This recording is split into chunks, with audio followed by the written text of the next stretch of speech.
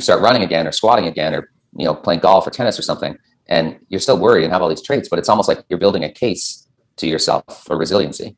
So that's what I mean about reconciling biomechanics. It's like we have a biomechanical intervention here, but really maybe the target is fear, worry, anxiety, depression, catastrophizing, right? It's just, they do it all together. And sure, maybe you get stronger and stiffer and good stuff like that.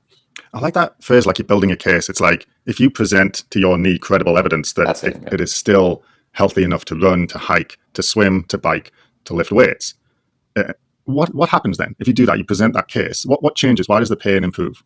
Yeah, don't ask me. So one theory, goes right back to like when you take in that Gatorade, you swish it around, spit it out, and your brain predicted the response there. And that's why you had the insulin or the glucagon or the sugar change. So the brain was predicted, it anticipated, it did something before. That would be one of the ideas, where somehow the brain or the nervous system just responds differently to whatever's going on at the knee.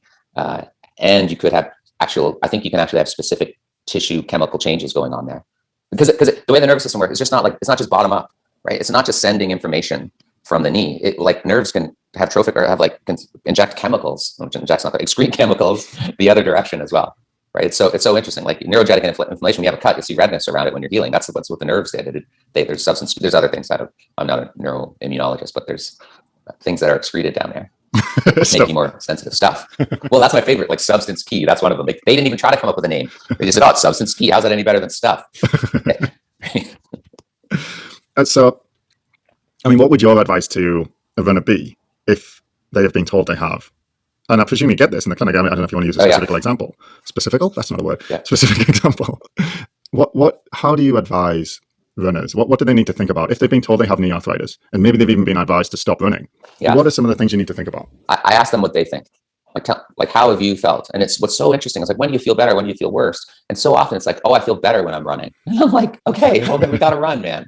Or I'll be like, I'll run, but I'm a bit sore. And what do you think about that? Oh, I'm just sore. I'm 56. Hurts when I run a bit. How are you the next day? Back to normal. I'm like, okay, let's trust that. Right? We can't always trust the body, but we can a little bit. Right? Well, I think I know what they think. They worry, and I would too, that in the long run it's going to get worse if they keep doing it. Yeah.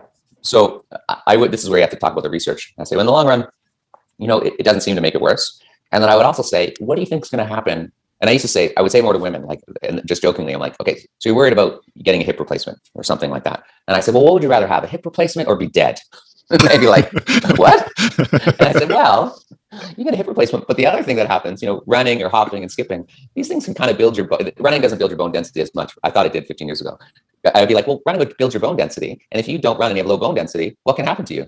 I can break my hip. And then what can happen? You can die, right? Like some people die of hip fractures. So I thought I could catastrophize the other direction. But that's scare them into running. Exactly. Scare them into running. You got to look at it the other way. Like, what are the costs of you not running? Yeah. Right. That's important as well. Like, okay. So there's this tiny remote chance that it increases your risk of getting a knee or hip replacement. That's really suspect. If you feel good, it's okay. Well, I think that's the thing, is that I only in recent years have come across the research that shows, especially recreational running it might even have a protective effect against symptomatic, like painful arthritis in the knee, as far as I'm aware. Yeah. And I didn't know that, So if a runner doesn't know that, then they've got to be able to know that so they can weigh that up against, okay, if I quit running, what's the likelihood I'll do something else? And it's usually something easier, like walking, right? And then you're like, well, what if then you go on to develop other health problems that you could have mitigated with running, like heart disease, diabetes, obesity? Like, these are the things that have really, like you said, like you might die from these things. Yeah. So you're weighing up a potentially not even a higher chance of getting a knee replacement against an almost certainly higher chance of having a serious health consequence. And that's a much, much different question.